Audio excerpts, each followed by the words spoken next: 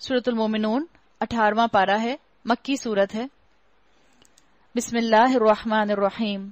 قد افلح المؤمنون الذین هم فی صلاتهم خاشعون والذین هم عن اللغو معرضون والذین هم للزکاة فاعلون والذین هم لفروجهم حافظون الا علی ازواجهم او ما ملکت ایمانهم فانہم غیر ملومین۔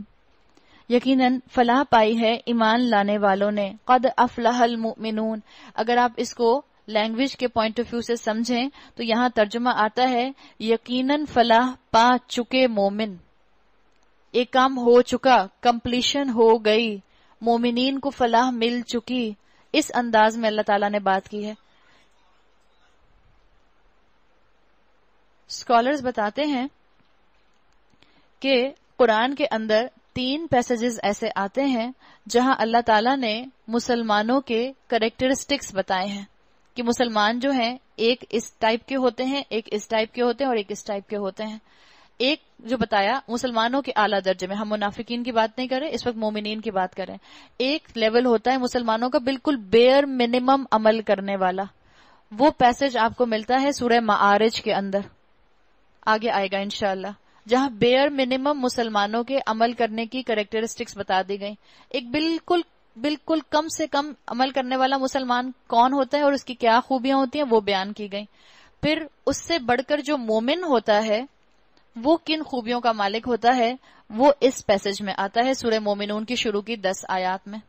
یہاں 10 آیات میں مومن کا کریکٹرسٹک بتا دیا گیا کہ مومن بیئر منیمم سے بڑھ کر عمل کرنے والا ہوتا ہے۔ اس کے بعد ایک اور پیسج آئے گا آگے انشاءاللہ 19ویں پارے کے اندر، وہ آئے گا سورہ فرقان کے اندر۔ وہاں اللہ تعالیٰ اپنے پسندیدہ بندوں کا ذکر کرتے ہیں، اور اس پیسج کو اللہ تعالیٰ نے جن مومنین کو ذکر کیا ہے ان کو ٹائٹل دیا ہے عباد الرحمن، رحمان کے بندے۔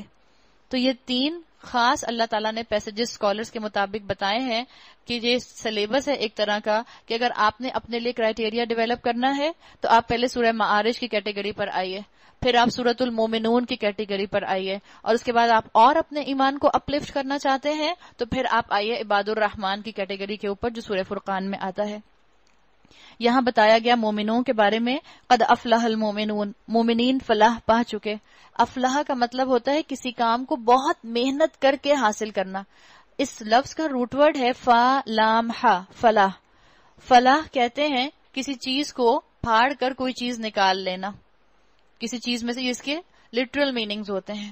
فلاح کامیابی کو بھی کہتے ہیں، اور اگر آپ اس کو اور زیادہ اس کے روٹ کے قریب جا کے میننگز دیکھتے ہیں تو مطلب ہوتا ہے کہ کسی چیز کو پھاڑ کر اس میں سے وہ چیز نکال لینا۔ فلاح عربی زبان میں فارمر کو کہتے ہیں، کسان کو کہتے ہیں، اس لیے کہ کسان کیا کرتا ہے، کسان زمین کو پلاؤ کرتا ہے، اس کو گوڈی کرتا ہے، اس میں ہل چلاتا ہے، اس کو نرم کرتا ہے، پھر اس کے بعد اس کے اندر جو ہے اپنا بیج ڈالتا ہے تاکہ اس کی فصل جو ہے وہ لہلہاتی ہوئی نکلے۔ تو افلاح کا مطلب ہوتا ہے بہت محنت کے بعد کسی چیز کو حاصل کرنا۔ فلاح پھر وہ کامیابی ڈکلیئر ہو گئی اسلام کے اندر جس کو بہت محنت کے بعد حاصل کیا جائے۔ تو اللہ تعالیٰ نے کہا جو مومنین ہیں انہوں نے بہت محنت کر کے، بہت قربانیاں دے کر، بہت ایفرٹس کر کے یہ فلاح، یہ الٹیمیٹ سکسیس حاصل کر لی۔ اور پھر اللہ تعالیٰ نے ان کی صفات بیان کی کہ وہ کیا کرتے ہیں، کیا ان کی صفات ہیں، جو اپنی نمازوں میں خشوع اختیار کرتے ہیں۔ خشوع، خا شین عین اس کا روٹ ورڈ ہے۔ خشع اس کا مطلب ہوتا ہے ایسا خوف جو آپ اپنے جسم کے مسلز پر محسوس کریں۔ خشیت کہتے ہیں ہم، خشیت کیا ہوتا ہے، آپ کے جسم کے اوپر جو خوف محسوس ہو اس کو خشیت بولتے ہیں، ایسا خوف جو آپ اپنے جسم پر محسوس کریں۔ حضرت علی رضی اللہ عنہ کے لیے آتا ہے کہ ان کی خشیت کی کیفیت نماز کے اندر اتنی زیادہ ہوتی تھی کہ جب نماز کی نیت کرتے تھے تو ان کا جسم کانپنا شروع کر دیا کرتا تھا، اس لیے کہ ان کو اللہ کے سامنے کھڑے ہونے کا خوف ہوا کرتا تھا کہ میں اللہ رب العزت کے سامنے کھڑا ہو کر اس سے بات کر رہا ہوں۔ تو خشوع جو وہ چیز جو آپ کو اور مجھے اپنے جسم پر محسوس ہو، یعنی آپ اور میں اپنے جسم پر اس کیفیت کو محسوس کریں کہ میں جس حالت میں عبادت کر رہی ہوں، اگر میں اللہ کو نہیں دیکھ رہی، اللہ تو مجھے دیکھ رہا ہے۔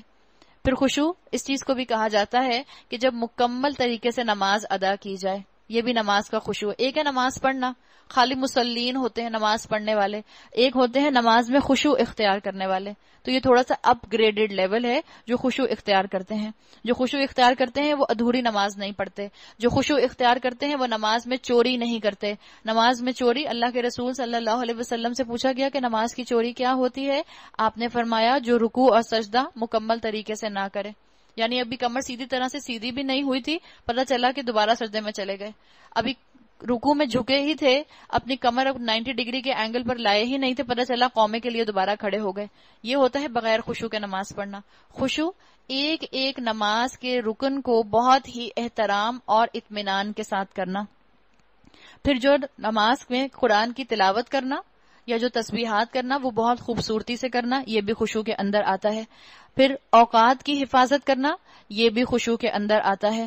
تو بتا دیا گیا کہ مومن جو ہوتے ہیں وہ نماز میں خشوع اختیار کرتے ہیں اور ان کی توجہ ساری کی ساری اپنے رب کی طرف ہوتی ہے.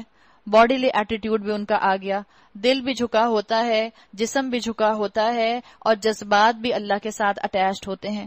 یہ ہے خشوع کی کیفیت. اور نماز کی حفاظت کیسے کرتے ہیں، نماز میں خشوع کیسے آتا ہے؟ اگلی بات بتائی، لغویات سے دور رہتے ہیں.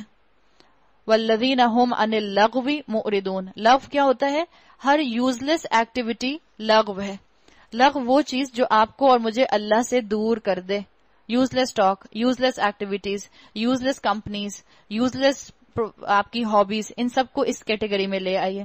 ہماری زندگی میں جو مصروفیات ہوں گی یاد رکھیں اس کا اثر ہمیں اپنی نماز پر نظر آئے گا. جس چیز کو چھوڑ کر ہم نماز پڑھنے جائیں گے اس چیز کا امپیکٹ بہت دیر تک ہمارے ذہن پر رہتا ہے. تو اسی لیے اسکالرز کہتے ہیں کہ نماز پڑھنے سے پہلے سے نماز کی تیاری شروع کر دیں.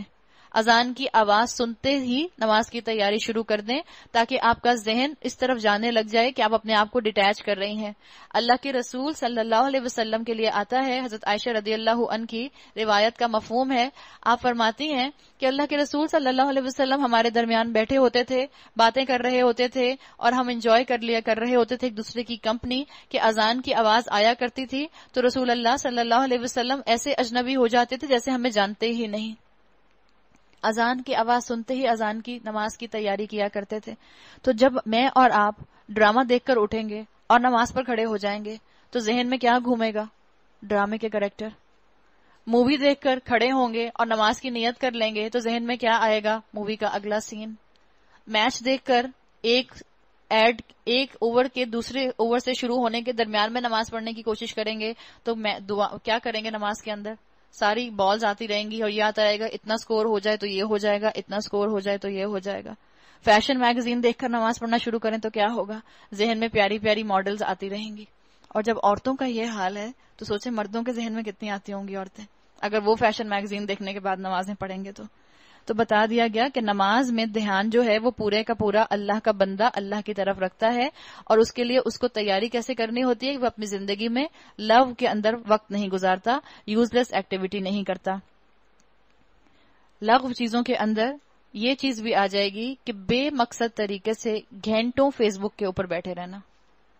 کوئی لمٹ ہی نہیں ہے. ہم ہر جگہ ہم جب نماز پڑھنا شروع کرتے ہیں تو ٹائم دیکھ کر نماز پڑھنا شروع کرتے ہیں. جس دن 5 منٹ کی بجائے 7 منٹ نماز پڑھ لی اس دن کہتے ہیں آج میں نے بہت لمبی نماز پڑھی ہے. اور فیس بک کھولے تو 1 گھنٹہ کہاں جاتا ہے آپ کو پتہ نہیں چلے گا. تو لغو چیزوں سے اپنے آپ کو کم سے کم رکھیں. معاملہ ضرورت کے تحت ان چیزوں کو استعمال کریں اور ان چیزوں کو اگر استعمال کریں تو حق کی آواز کو بلند کرنے کے لیے استعمال کریں، حق کو پہچاننے کے لیے استعمال کریں، اللہ کی بات کو سمجھنے کے لیے استعمال کریں. پھر یہ کیا کرتے ہیں؟ ان کی اگلی صفت آئی زکوٰۃ کے طریقے پر عامل ہوتے ہیں. یہاں الفاظ کیا آئے ہیں؟ والذین هم للزکاۃ فاعلون. اور جو لوگ کیا کرتے ہیں؟ زکوٰۃ کے ادا کرنے والے ہوتے ہیں. دیکھیں فاعل، فعل کا مطلب ہوتا ہے کوئی کام کرنا. یہ مکی صورت ہے. اسکالرز کہتے ہیں کہ جس وقت یہ صورت نازل ہوئی اس وقت زکوٰۃ کا پراپر سسٹم جو تھا، جو پراپر نصاب تھا، جو زکوٰۃ ہم ادا کرتے ہیں فرض عبادت کے طور پر، وہ ابھی نہیں آیا تھا. تو ان کے مطابق اس صورت کے اندر زکوٰۃ سے مراد جو ہے وہ تزکیہ ہے، انسان کا اپنا جسمانی تزکیہ اور اس کا ذہنی تزکیہ. اس کی طرف اشارہ کیا گیا ہے کہ زکوٰۃ تزکیہ کے روپ میں کرتے ہیں. مومن اپنے مال کے ساتھ ساتھ اپنے کردار کو بھی پاک رکھتا ہے. اور اس کا لنک کیسے بن رہا ہے؟ لغویات سے. جب اپنے مال کو پاک رکھے گا جب اپنے کردار کو پاک رکھے گا تو لغویات میں نہیں پڑے گا. اور کیا کرتے ہیں؟ اور جب لغویات میں بھی نہیں پڑتا اور اپنے مال کو غلط جگہ خرچ بھی نہیں کرتا، اپنے جسم کا بھی تزکیہ کرتا ہے، کلینزنگ کرتا ہے، تو پھر کیا؟ اپنی شرمگاہوں کی حفاظت کرتے ہیں، اپنے آپ کو ان چیزوں سے بالکل دور رکھتے ہیں جن چیزوں کے قریب جانے سے انسان آہستہ آہستہ زنا کے راستے پر چل سکتا ہے. ہم پیچھے پڑھ آئے سورہ بنی اسرائیل میں اللہ تعالیٰ نے فرمایا ہے وَلَا تَقْرَبُوا الزِّنَا، زنا کے قریب بھی مت جاؤ.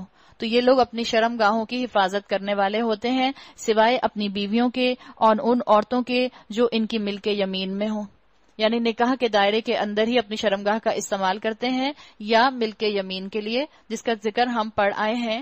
غلام لونڈی عورت کے ضمن میں بات آ گئی کہ ان پر محفوظ نہ رکھنے میں وہ قابل ملامت نہیں ہے، البتہ جو اس کے علاوہ کچھ اور چاہیں وہی زیادتی کرنے والے ہیں. ان دو چیزوں کے علاوہ ان دو دائروں کے باہر اگر شرمگاہ کا استعمال کیا جائے گا تو بتا دیا گیا اللہ کی کتاب نے کہ وہ زیادتی کرنے والے ہیں، اپنی امانتوں اور عہد و پیمان کا پاس رکھتے ہیں، یعنی اپنے لیگل کانٹریکٹ اور سوشل کانٹریکٹس اچھی طرح نبھاتے ہیں.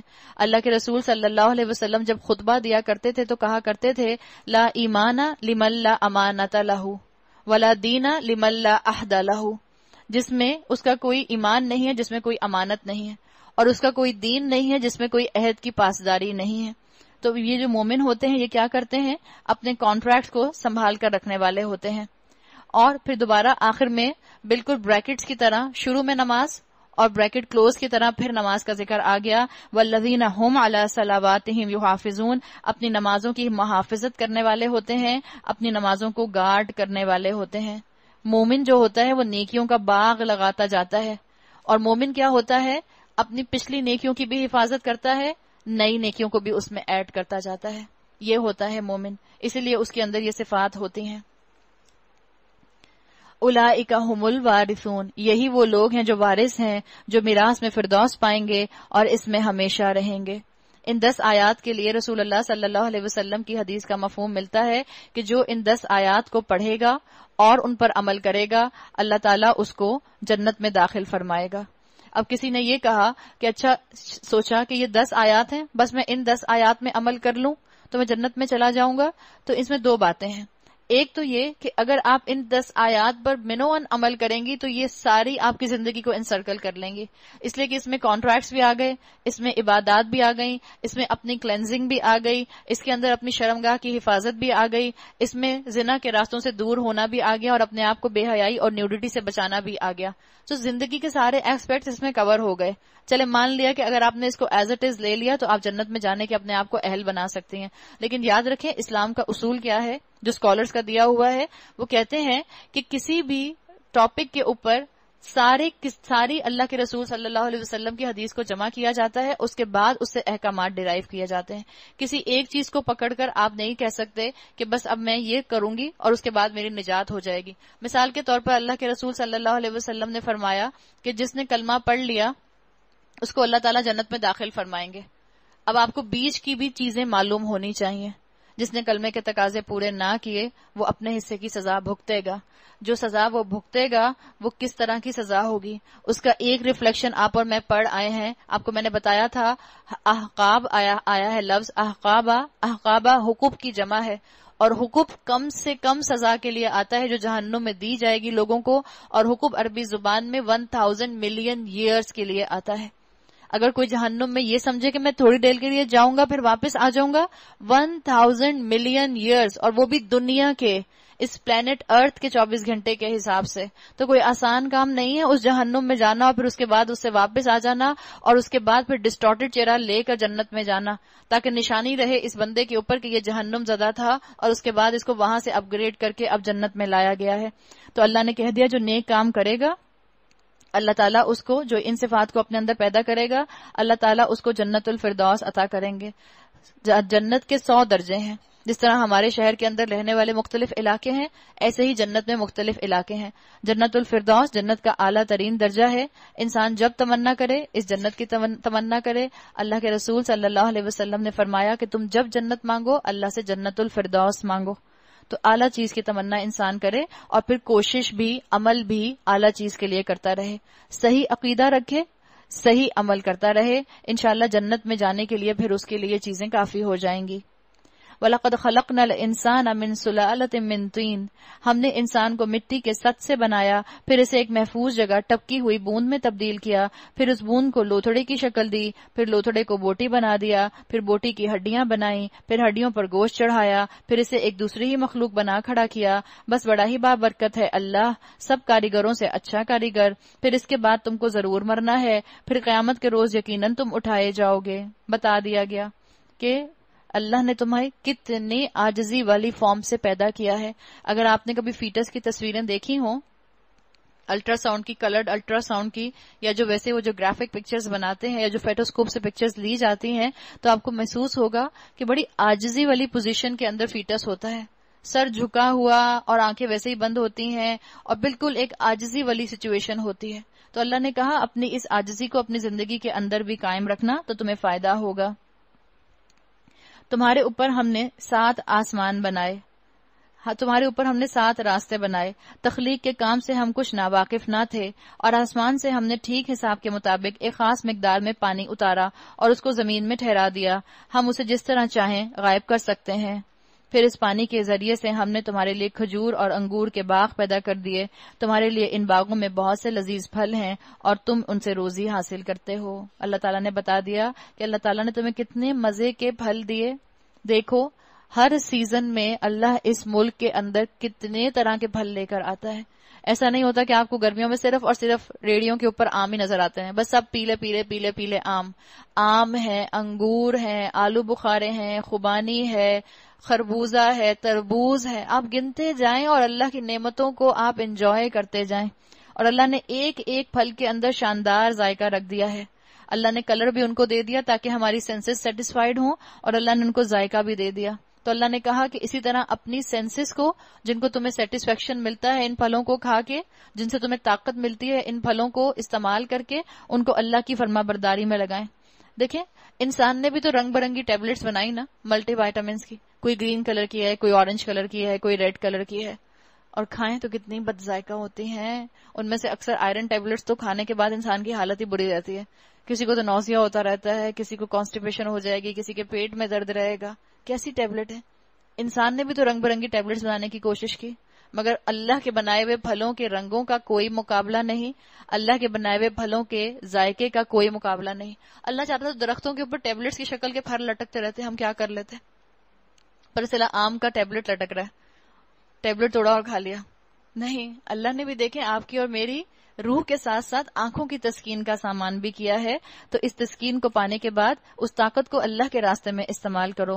اور وہ درخت بھی ہم نے پیدا کیا جو طور سینہ سے نکلتا ہے، تیل بھی لیے ہوئے اگتا ہے اور کھانے والوں کے لیے سالن بھی ہے۔ یہاں ذکر ہے اولیو آئل کا، اولیو کے درخت کا۔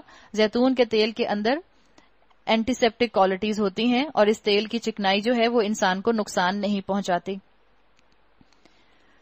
حقیقت یہ ہے کہ تمہارے لیے مویشیوں میں بھی ایک سبق ہے۔ آپ دیکھیں کسی ورسٹ ورلڈ میں آپ کو ایسی فیکٹری نہیں ملے گی کہ آپ ایک طرف سے اس کے اندر مٹی ڈالیں اور دوسری طرف سے وہاں سے آئل نکل آئے، کوئی ممکن ہے؟ یا آپ ایک طرف سے گھاس ڈالیں دوسری طرف سے دودھ نکل آئے؟ کوئی ایسی فرسٹ ورلڈ کی فیکٹری نہیں ہے۔ اللہ نے کہا حقیقت یہ ہے کہ تمہارے لیے مویشیوں میں بھی ایک سبق ہے، ان کے پیٹوں میں جو کچھ ہے اسی میں سے ایک چیز یعنی دودھ ہم تمہیں پلاتے ہیں، اور تمہارے لیے ان میں بہت سے فائدے بھی ہیں، تم ان کو کھاتے ہو اور ان پر اور کشتیوں پر سوار کیے جاتے ہو۔ جبھی کسی نے کہا رب کا شکر ادا کر بھائی جس نے ایسی گائے بنائی۔ اللہ نے کتنی نعمتیں آپ کو اور مجھے دی ہیں۔ ہم نے نوح کو اس کی قوم کی طرف بھیجا، اس نے کہا اے میری قوم کے لوگو اللہ کی بندگی کرو، اللہ کی بندگی کرو، اللہ کے ساتھ جڑ جاؤ تو کیا ہوگا، اور اس کے سوا تمہارا کوئی معبود نہیں ہے۔ کیا تم ڈرتے نہیں ہو؟ اللہ سے جو ڈرے گا یاد رکھیں اسی کے اندر تقوی جو ہے وہ کنٹین کر سکتا ہے۔ جس کے اندر اللہ کا خوف ہوتا ہے اس کے اندر تقوی آ جاتا ہے، اور تقوی کیا؟ وہ خوف جو آپ کو اور مجھے نیکیوں میں دوڑا دے۔ تو پورے عمل پر جو آئے گا، پورے دین میں جو آئے گا، اس کے اندر تقوی پیدا ہونا شروع ہو جائے گا۔ اس کی قوم کے جن سرداروں نے ماننے سے انکار کیا وہ کہنے لگے یہ شخص کچھ نہیں ہے مگر ایک بشر تم ہی جیسا، اس کی غرض یہ ہے کہ تم پر برتری حاصل کرے۔ اللہ کو اگر بھیجنا ہوتا تو فرشتے بھیجتا، یہ بات تو ہم نے کبھی اپنے باپ دادا کے وقتوں میں سنی ہی نہیں کہ بشر رسول بن کر آئے۔ کچھ نہیں، بس اس آدمی کو ذرا جنون لاحق ہو گیا ہے، ہی از گون کریزی۔ یہ کیسی باتیں کر رہا ہے. کچھ مدت اور دیکھ لو، شاید افاقہ ہو جائے. ایسے لگ رہا ہے جیسے ابھی ہماری کچھ ہی دنوں کی پہلے کی ہسٹری بیان ہو رہی ہے. ہمارے ہاں بھی ایک کچھ جلسے جلوسوں کا سلسلہ شروع ہوا تھا، اور کوئی دیندار انسان اگر جلسہ جلوس کرنا شروع کر دے تو لوگ کہتے ہیں لو یہ چلیں ہمیں جلسے جلوس کرانے کے لیے. ان کا کام ہے اللہ اللہ کریں، یہ کن چکروں میں پڑ گئے. کتنی لوگوں نے باتیں کی، خاموشی سے دیکھتے رہتے، حالات کا مظاہرہ کرتے رہتے کہ حالات کس طرف جا رہے ہیں، لیکن تبصرے اور تبصرے، ڈسکشنز اور ڈسکشنز. جب تک ہم ڈسکشنز نہ کر لیں ہمارا تو کھانا ہضم نہیں ہوتا. کھانے کی میز پر بیٹھیں گے تو ڈسکشنز، کٹی پارٹیز میں بیٹھیں گے تو ڈسکشنز، ڈرائنگ رومز میں بیٹھیں گے تو ڈسکشنز، اللہ کے دین کی کلاس کو اٹینڈ کرنے کے بعد آئیں گے تو ڈسکشنز. خیر والا ڈسکشن ہے تو الحمدللہ، لیکن اگر شکوک و شبہات والا ڈسکشن ہے تو اللہ ہمیں ایسے ڈسکشن سے محفوظ رکھے. یہ لوگ بھی اپنے انبیاء کا ایسے ہی مذاق اڑایا کرتے تھے. کچھ مدت اور دیکھ لو، شاید افاقہ ہو جائے. نوح علیہ السلام نے کہا قال رب انصرنی بما کذبون، اے میرے پروردگار ان لوگوں نے جو میری تکذیب کی ہے اس پر تو میری نصرت فرما. ہم نے اس پر وحی کی کہ ہماری نگرانی میں اور ہماری وحی کے مطابق کشتی تیار کر، پھر جب ہمارا حکم آ جائے اور تنور ابل پڑے تو ہر قسم کے جانوروں میں سے ایک ایک جوڑا لے کر اس میں سوار ہو جا، اور اپنے اہل و عیال کو بھی ساتھ لے سوائے ان کے جن کے خلاف پہلے فیصلہ ہو چکا ہے، اور ظالموں کے بارے میں مجھ سے کچھ نہ پوچھنا، یہ اب غرق ہونے والے ہیں. انہم مغرقون. پھر جب تو اپنے ساتھیوں سمیت کشتی پر سوار ہو جائے تو کہہ شکر ہے اس خدا کا جس نے ہمیں ظالم لوگوں سے نجات دی، اور کہہ پروردگار ربی انزلنی منزلا مبارکا وانت خیر المنزلین، پروردگار مجھ کو برکت والی جگہ اتار اور تو بہترین جگہ دینے والا ہے. آپ دیکھیں اللہ تعالیٰ نے یہاں پر یہ بات بتا دی کہ رسول بھی جو ہوا کرتے تھے ان کو بھی خیر اللہ سے مانگنی ہوتی تھی. آپ جب یہاں آنے لگیں تو یہاں آتے ہوئے بھی آپ یہ دعا پڑھ کر آ سکتے ہیں.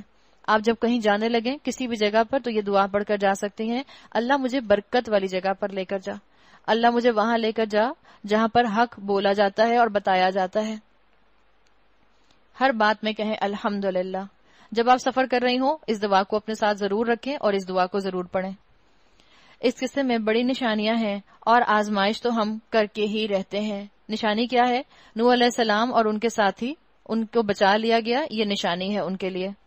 دنیاوی طور پر چاہے وہ کامیاب نہیں ہوئے، ان کو حکومت نہیں ملی، لیکن اصل کامیابی، اصل بچانا کیا آپ کو نشانی بتائے گی کہ اللہ نے آخرت میں ان کو رسوائی سے بچا لیا. یہ تھی ان کی آزمائش دنیاوی اور ان کے لیے کامیابی.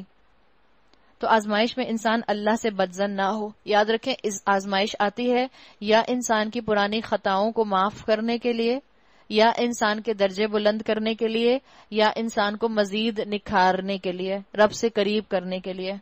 ان کے بعد ہم نے ایک دوسرے دور کی قوم اٹھائی، پھر ان میں خود انہی کی قوم کا ایک رسول بھیجا جس نے انہیں دعوت دی کہ اللہ کی بندگی کرو، تمہارے لیے اس کے سوا کوئی اور معبود نہیں ہے، کیا تم ڈرتے نہیں ہو؟ اس کی قوم کے جن سرداروں نے ماننے سے انکار کیا اور آخرت کی پیشی کو جھٹلایا، اور جن کو ہم نے دنیا کی زندگی میں آسودہ کر رکھا تھا، جو اس معاشرے کے انٹیلیجنسیا تھے، ایرسٹوکریٹ تھے، ایلیٹ تھے، ویل آف لوگ تھے، کھاتے پیتے لوگ تھے، وہ کیا کہنے لگے؟ یہ شخص کچھ نہیں ہے مگر ایک بشر تم ہی جیسا، جو کچھ تم کھاتے ہو وہی یہ کھاتا ہے، جو کچھ تم پیتے ہو وہی یہ پیتا ہے. رسول معاشرے کے لوگوں کی طرح ہوتے تھے، کھانے پینے میں، حال حلیے میں، برادری میں انہی کی طرح ہوتے تھے. لیکن ان لوگوں کو کیا ہوا کہ یہ آسمان کے فرشتوں کی طرح کیوں نہیں ہے؟ اس لیے کہ اپنی پسند کے کام کروانا چاہتے تھے. اور رسولوں کا معاملہ تو یہ تھا کہ رسول صرف وہی کہا کرتے تھے جو اللہ حکم دیا کرتا تھا، وہی کیا کرتے تھے جو شریعت ان کو دے دی جاتی تھی. اب اگر تم نے اپنے ہی جیسے ایک بشر کی اطاعت قبول کر لی تو تم گھاٹے ہی میں رہو گے.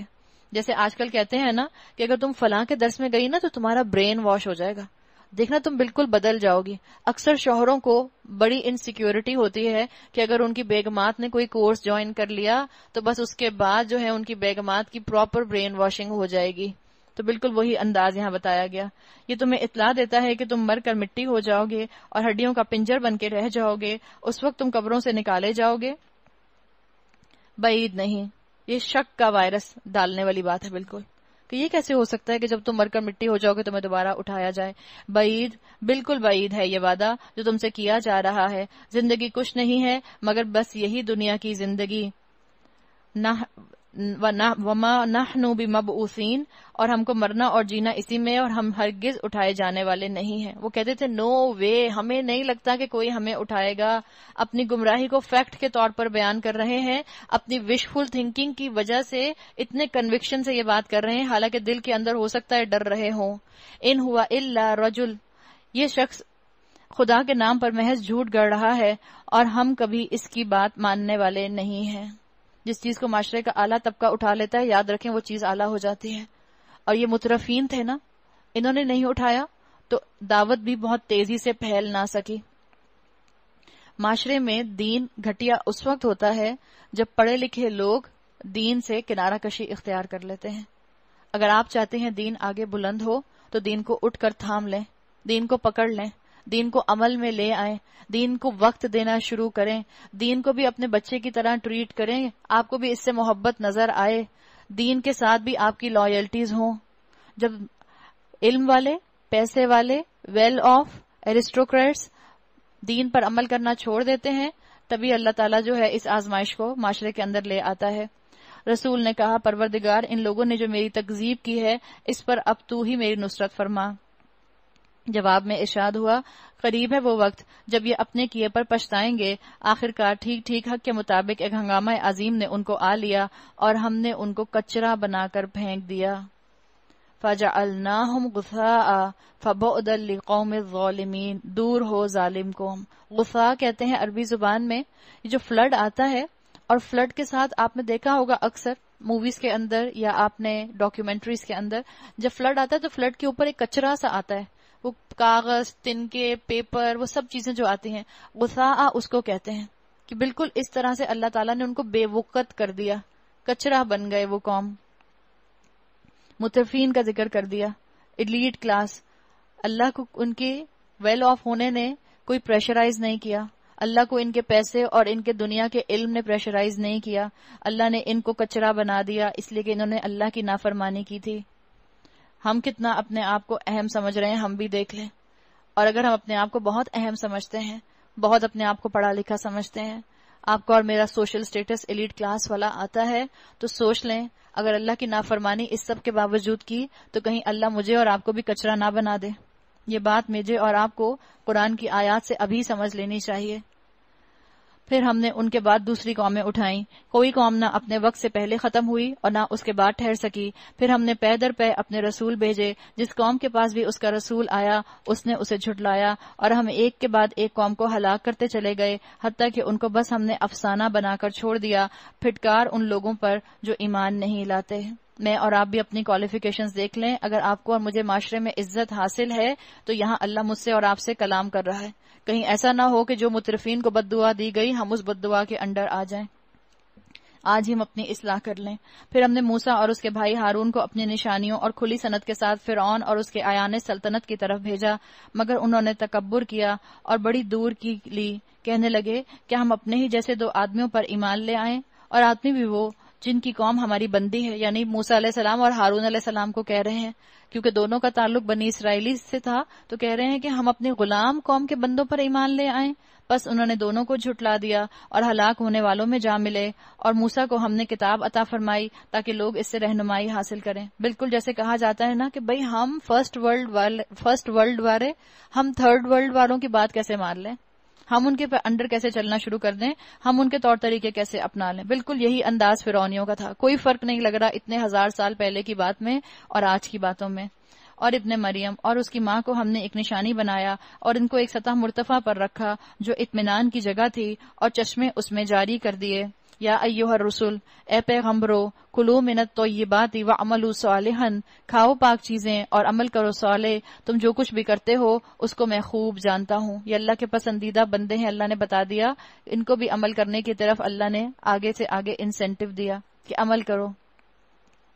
اور یہ تمہاری امت ایک ہی امت ہے، میں تمہارا رب ہوں، بس مجھی سے ڈرو۔ مگر بعد میں لوگوں نے اپنے دین کو آپس میں ٹکڑے ٹکڑے کر لیا، ہر گروہ کے پاس جو کچھ ہے اسی میں وہ مگن ہے۔ اچھا تو چھوڑو انہیں، ڈوبے رہیں اپنی غفلت میں ایک خاص وقت تک۔ اللہ نے کہا یہ اللہ کے ناپسندیدہ بندے ہیں، اللہ نے ان کو ڈھیل دی ہوئی ہے، چھوڑ دو ان کو، اللہ ان سے خود نبٹ لے گا۔ کیا یہ سمجھتے ہیں کہ ہم جو انہیں مال اور اولاد سے مدد دیے جا رہے ہیں تو گویا انہیں بھلائیاں دینے میں سرگرم ہیں؟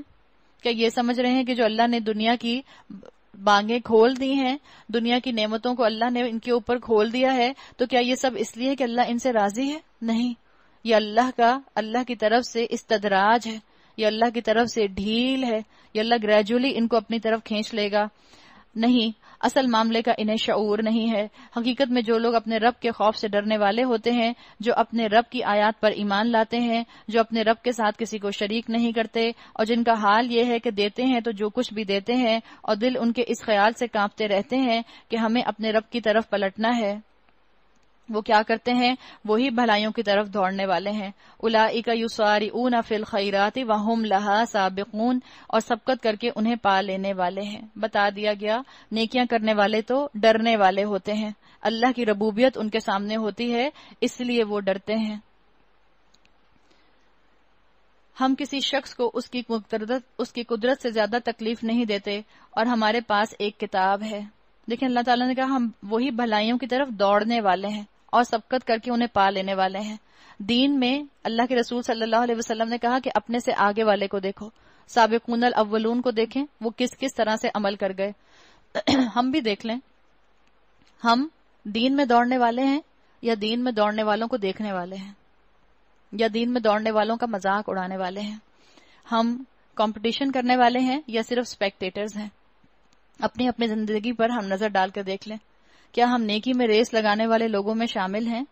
کیا ہم رسول کی اطاعت پر اپنی جان لگا دینے والوں میں شامل ہیں؟ کیا میں اور آپ اس اولمپک کے ایتھلیٹ کی طرح ہیں جو محنت کرتا ہے، ورک آؤٹ کرتا ہے اور پھر ریس کو جیت جاتا ہے، یا صرف اس تماشائی کی طرح ہیں جو بیٹھ کر صرف تالیاں بجاتا رہتا ہے یا وسلنگ کرتا رہتا ہے؟ چوائس میرے اور آپ کے پاس ہے، تماشائی بننا ہے یا کمپٹیشن کے اندر آپ کو اور مجھے آنا ہے۔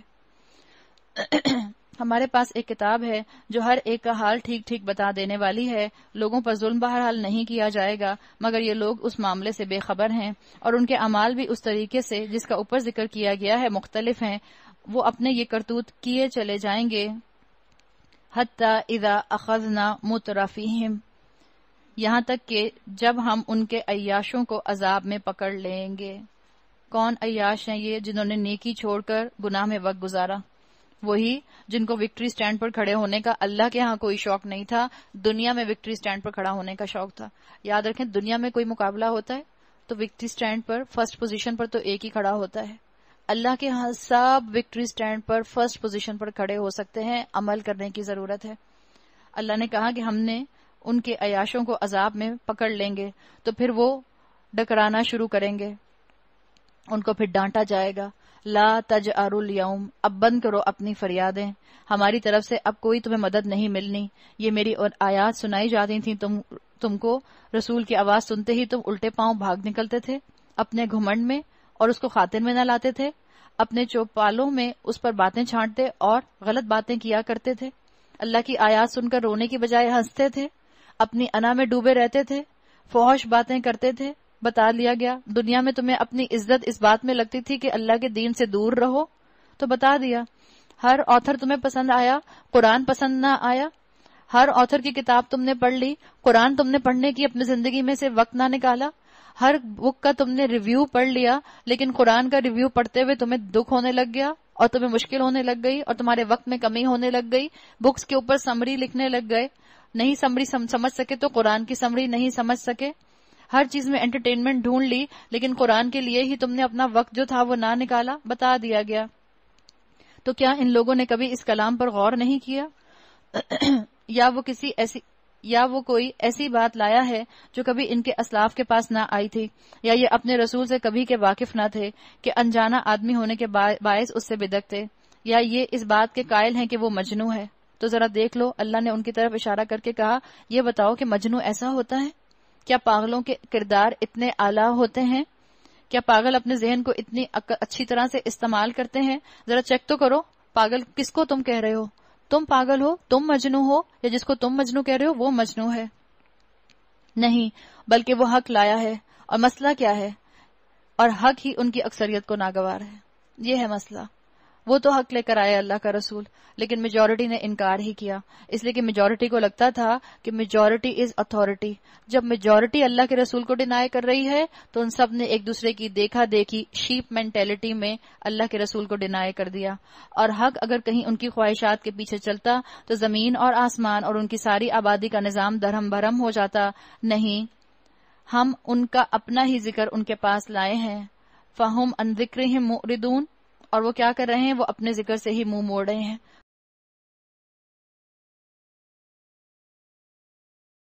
طرح سے استعمال کرتے ہیں، ذرا چیک تو کرو، پاگل کس کو تم کہہ رہے ہو؟ تم پاگل ہو، تم مجنو ہو، یا جس کو تم مجنو کہہ رہے ہو وہ مجنو ہے؟ نہیں، بلکہ وہ حق لایا ہے، اور مسئلہ کیا ہے؟ اور حق ہی ان کی اکثریت کو ناگوار ہے، یہ ہے مسئلہ۔ وہ تو حق لے کر آئے اللہ کا رسول، لیکن میجورٹی نے انکار ہی کیا، اس لیے کہ میجورٹی کو لگتا تھا کہ میجورٹی از اتھارٹی۔ جب میجورٹی اللہ کے رسول کو ڈینائی کر رہی ہے تو ان سب نے ایک دوسرے کی دیکھا دیکھی شیپ مینٹیلٹی میں اللہ کے رسول کو ڈینائی کر دیا، اور حق اگر کہیں ان کی خواہشات کے پیچھے چلتا تو زمین اور آسمان اور ان کی ساری آبادی کا نظام درہم برہم ہو جاتا۔ نہیں، ہم ان کا اپنا ہی ذکر ان کے پاس لائے ہیں، فہم عن ذکرہم معرضون، اور وہ کیا کر رہے ہیں؟ وہ اپنے ذکر سے ہی منہ موڑ رہے ہیں۔ ہم پیچھے سورہ انبیاء میں پڑھ آئے ہیں، فیہ ذکرکم، کون اپنی قیمتی چیز کی قدر کرتا ہے؟ جو پاگل ہوتا ہے وہ، یا جو پاگل نہیں ہوتا؟ اللہ تعالیٰ نے تو یہاں بار بار ایک طرح سے سوال کیا ہے، کیا تو ان سے کچھ ٹیکس مانگ رہا ہے؟ تیرے لیے تو تیرے رب کا دیا ہی بہتر ہے، اور وہ بہترین رازق ہے۔ تو ان کو سیدھے راستے کی طرف بلا رہا ہے، مگر جو لوگ آخرت کو نہیں مانتے وہ راہ راست سے ہٹ کر چلنا چاہتے ہیں۔ اگر ہم ان پر رحم کریں اور وہ تکلیف جس میں یہ آج کل مبتلا ہیں دور کر دیں تو یہ اپنی سرکشی میں بالکل ہی بہک جائیں گے۔ ان کا حال تو یہ ہے کہ ہم نے انہیں تکلیف میں مبتلا کیا، پھر بھی یہ اپنے رب کے آگے نہ جھکے اور نہ عاجزی اختیار کی۔ البتہ جب نوبت یہاں تک پہنچ جائے گی کہ ہم ان پر سخت عذاب کا دروازہ کھول دیں گے تو یکایک تم دیکھو گے کہ اس حالت میں یہ ہر خیر سے مایوس ہو جاتے ہیں۔ اللہ کرے کہ ہم اللہ کے عذاب کے بغیر کتاب کو دیکھ کر ہی ہدایت حاصل کر لیں۔ 1400 سال پہلے آپ دیکھیں یہ احکامات ہیں۔ آج میں اور آپ بھی اس چیز کو دیکھ لیں کہ جب جب اللہ کے احکامات کو چھوڑا جاتا ہے، جب جب اللہ کی کتاب کا مذاق اڑایا جاتا ہے، اس جگہ پر امن نہیں آ سکتا، بتا دیا گیا۔ آج ہم اپنے شہر میں بھی دیکھ لیں کتنا ہمارے اوپر جو ہے کتنی طرح سے آزمائشیں آئی ہوئی ہیں۔ مہنگائی کا عذاب ہے، پریشانیوں کا عذاب ہے، ٹارگٹ کلنگ کا عذاب ہے، پانی کی شارٹیج کا عذاب ہے، خوف کا ایک ماحول ہے۔ یہ سب کیوں ہے؟ اس لیے کہ ہم نے اللہ کی کتاب کو نافذ نہیں کیا ہوا، نہ اپنے جسموں کے اوپر، نہ اپنے گھروں کے اوپر، اور جب گھروں میں نہیں ہوتا تو معاشرے میں نہیں ہوتا، اور جب معاشرے میں نہیں ہوتا تو ملکی لیول پر، اسٹیٹ لیول پر بھی نہیں نظر آتا۔ وَهُوَ الَّذِي أَنشَأَ لَكُمُ السَّمْعَ وَالْأَبْصَارَ وَالْأَفْئِدَةَ قَلِيلًا مَا تَشْكُرُونَ، وہ اللہ ہی تو ہے جس نے تمہیں سننے اور دیکھنے کی قوتیں دیں اور سوچنے کو دل دیے، مگر تم لوگ کم ہی شکر گزار ہوتے ہو۔ وہی ہے جس نے تمہیں زمین میں پھیلایا، اسی کی طرف تم سمیٹے جاؤ گے۔ وہی زندگی بخشتا ہے، وہی موت دیتا ہے، گردش لیل و نہار اسی کے قبضۂ قدرت میں ہے۔ کیا تمہاری سمجھ میں یہ بات نہیں آتی؟ کیوں نہیں سوچتے آؤٹ آف دا باکس؟ دنیا میں کوئی بھی انڈر امپلائی رہنا نہیں چاہتا۔ کیوں تمہاری عقل جو ہے وہ اللہ کے دین کو سمجھنے کے لیے استعمال نہیں ہوتی؟ کہاں گیا تمہارا گرے میٹر؟ مگر یہ لوگ وہی کچھ کہتے ہیں جو ان کے پیش رو کہہ چکے ہیں۔ یہ کہتے ہیں اَإِذَا مِتْنَا وَكُنَّا تُرَابًا وَعِظَامًا أَإِنَّا لَمَبْعُوثُونَ، کیا جب ہم مر کر مٹی ہو جائیں گے اور ہڈیوں کا پنجر بن کر رہ جائیں گے تو پھر ہم کو زندہ کر کے اٹھایا جائے گا؟ ہم نے بھی یہ وعدے بہت سنے ہیں اور ہم سے پہلے ہمارے باپ دادا بھی سنتے رہے ہیں۔ یہ محض افسانہ پارینہ ہے، فولکلورز ہیں، پرانی کہانیاں ہیں۔ انہوں نے یہ کہا۔ ان سے کہو بتاؤ اگر تم جانتے ہو کہ یہ زمین اور اس کی ساری آبادی کس کی ہے؟ یہ ضرور کہیں گے اللہ کی۔ پھر تم ہوش میں کیوں نہیں آتے؟ ان سے پوچھو ساتوں آسمان اور عرش عظیم کا مالک کون ہے؟ یہ ضرور کہیں گے اللہ۔ پھر تم ڈرتے کیوں نہیں ہو؟ ان سے کہو بتاؤ اگر تم جانتے ہو کہ ہر چیز پر اقتدار کس کا ہے اور وہ کون ہے جو پناہ دیتا ہے اور اس کے مقابلے میں کوئی پناہ نہیں دیکھ سکتا۔ آپ دیکھیں جو اللہ کے عرش کی بات آئی، عرش عظیم متشابہات میں سے بھی ہے۔ اس طرح آپ نے اللہ کی متشابہات میں سے اللہ کی کرسی پڑھا ہے۔ آپ صلی اللہ علیہ وسلم کی حدیث کا مفہوم آتا ہے جس میں کہا گیا کہ اللہ کی کرسی ایسے ہے جیسے کہ آپ امیجن کریں کہ ایک کائنات کے اندر، بڑی سی کائنات کے اندر ایک رنگ ڈال دی جائے، اور اس رنگ کی جو کیفیت ہے وہ رنگ کی کیفیت صرف اللہ کی کرسی کی طرح کی ہے، اور باقی کائنات جو ہے وہ اللہ کے عرش کی طرح ہے۔ تو متشابہات ہیں.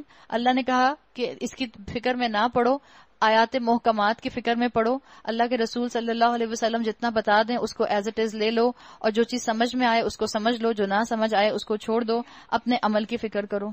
یہ ضرور کہیں گے یہ بات تو اللہ ہی کے لیے ہے. پھر کہو کہاں سے تم لوگ دھوکہ کھا رہے ہو؟ جانتے ہو سب اللہ کا ہے تو پھر اللہ کی بات کیوں نہیں مانتے؟ بتاؤ کس کی باتوں میں آ رہے ہو؟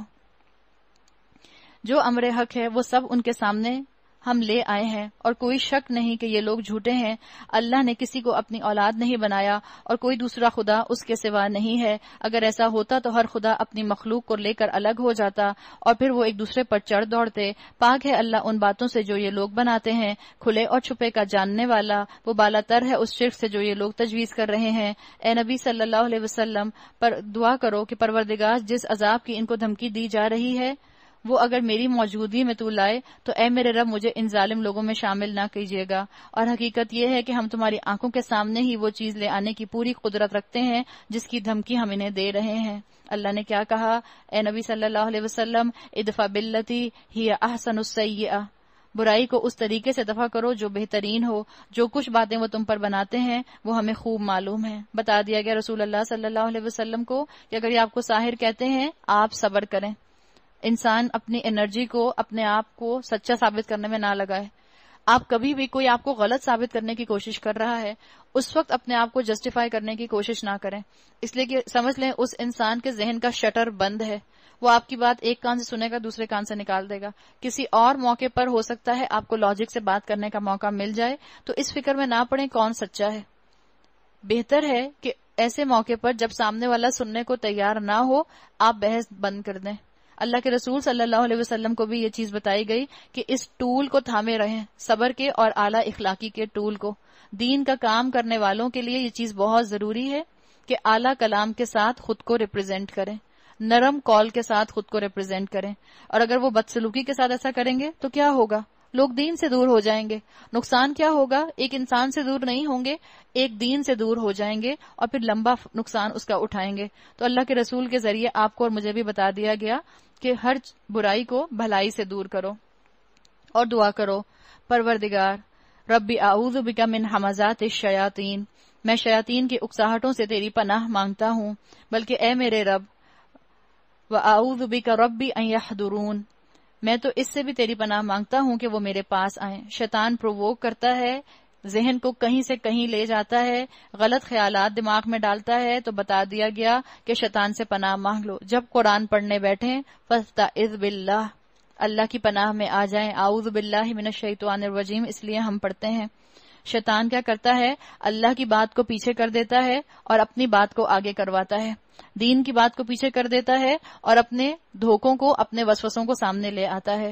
یہ لوگ اپنی کرنی سے باز نہ آئیں گے یہاں تک کہ جب ان میں سے کسی کی موت آ جائے گی تو کہنا شروع کرے گا اے میرے رب مجھے اسی دنیا میں واپس بھیج دیجئے جو میں چھوڑ آیا ہوں. امید ہے کہ اب میں نیک عمل کروں گا. اب واپس کیوں جانا چاہتا ہے؟ نیکیاں کرنا چاہتا ہے، توبہ کرنا چاہتا ہے. اور جواب کیا آئے گا؟ ہرگز نہیں، یہ تو بس ایک بات ہے جو وہ کہہ رہے ہیں. اب ان سب مرنے والوں کے پیچھے ایک برزخ حائل ہے دوسری زندگی کے دن تک. یعنی بتا دیا اللہ تعالیٰ نے کہ یہ کہہ رہے ہیں کہ واپس جا کے نیکیاں کریں گے، ان کو دوبارہ زندگی دی جائے گی، یہ دوبارہ انہی گناہوں میں انوالو ہو جائیں گے. تو دنیا سے چلے جانے والا دوبارہ دنیا میں نہیں آ سکتا. ہم جانتے ہیں کہ ایک پردہ ہے، الا یہ کہ اللہ اپنے خاص بندوں کو اپنے علم میں سے کچھ نواز دے. اللہ نے کہہ دیا ان کے پیچھے ایک برزخ حائل ہے. پھر جو ہی کہ سور پھونک دیا گیا ان کے درمیان پھر کوئی رشتہ نہ رہے گا اور نہ وہ ایک دوسرے کو پوچھیں گے. آپ کہتے ہیں نا اردو میں انتقال ہو گیا. انتقال کا مطلب کیا ہوتا ہے؟ آپ ایک جگہ سے دوسری جگہ ٹرانسفر ہو گئے. تو زندگی سے برزخ میں ہم ٹرانسفر ہوتے ہیں، برزخ سے ہم آخرت میں ٹرانسفر ہوں گے اور پھر آخرت کے بعد ہمیں جنت یا دوزخ میں کہیں ٹرانسفر کر دیا جائے گا. یاد رکھیں اسکالرز کہتے ہیں جو روح ایک دفعہ بن گئی وہ روح پھر کبھی مرتی نہیں ہے. آپ دیکھیں جو روحیں عہد الست پہ بنی تھی جتنے انسانوں نے اس دنیا میں آنا تھا وہ روحیں اس وقت سے قائم ہیں. جب ہم مر جائیں گے تو بھی ہماری روح یا علیین میں ہوگی یا سجین میں ہوگی. جب عالم حشر قائم ہوگا تو ہماری روحوں کا حساب کتاب ہوگا. جب اللہ تعالیٰ جنت والوں کو جنت میں اور دوزخ والوں کو دوزخ میں ڈال دے گا تو روحوں کو وہیں ڈال دیا جائے گا. اور جہنم میں موت نہیں ہے، جنت میں موت نہیں ہے. تو جو روح ایک دفعہ بن گئی وہ بن گئی. اس وقت جن کے پلڑے بھاری ہوں گے وہی فلاح پائیں گے، جن کے پلڑے ہلکے ہوں گے وہی لوگ ہوں گے جنہوں نے اپنے آپ کو گھاٹے میں ڈال لیا اور وہ جہنم میں ہمیشہ رہیں گے۔ تلفح وجوہہم النار وہم فیہا کالحون، آگ ان کے چہروں کی کھال چاٹ جائے گی اور ان کے جبڑے باہر نکل آئیں گے۔ آپ نے کبھی اسکل دیکھا ہے؟ اسکل دیکھیں، ایسے نہیں لگتا ہنس رہا ہے، سارے دانت اس کے جو ہیں وہ جوس بالکل ساتھ لگے ہوئے ہوتے ہیں۔ تو چہرے کی بات اللہ تعالیٰ نے یہاں پر کی، اس لیے کہ انسان کے چہرے کے اوپر سارے جذبات ہوتے ہیں۔ اسلام کی بات جب دنیا میں سنتا تھا تو جو چہرے کے اوپر نفرت آتی تھی اس چہرے کے اوپر ہی تو سارا اظہار کرتا تھا نا، تو اللہ تعالیٰ نے اسی چہرے کے لیے کہا کہ اس چہرے کو جہنم کی آگ جو ہے وہ چاٹ جائے گی۔ اسی چہرے سے رب کی باتوں کا انکار کیا تھا، اسی چہرے سے رب کی آیات کو جھٹلایا تھا، جن رب کی باتوں کو سن کر بڑی ہنسی آتی تھی، دین کی بات ہنسی مذاق لگتی تھی، اب وہی ہنسی ان کے لیے عذاب بن جائے گی۔ اور کیسے عذاب بنے گی؟ لگ رہا ہے کہ ہنس رہے ہیں، ہنس نہیں رہے ہوں گے، شدید کراہیت اور اذیت میں ہوں گے۔ کیا تم وہی لوگ نہیں ہو کہ میری آیات تمہیں سنائی جاتی تھیں تو تم انہیں جھٹلاتے تھے؟ وہ کہیں گے اے ہمارے رب، ہماری بختی ہم پر چھا گئی تھی، ہم واقعی گمراہ لوگ تھے، اے پروردگار اب ہمیں یہاں سے نکال دے، پھر ہم ایسا قصور کریں تو ظالم ہوں گے۔ چیخو پکار ہوگی، ایک طرف سے چیخیں گے کہ اللہ ہمیں نکال دے۔ آپ دیکھیں جب انسان بہت چیختا ہے تو اس کی آواز بیٹھ جاتی ہے نا، اونچی آواز میں بات کرتا ہے، تو اللہ نے کہہ دیا کہ ان کی پکار کوئی نہیں سنے گا۔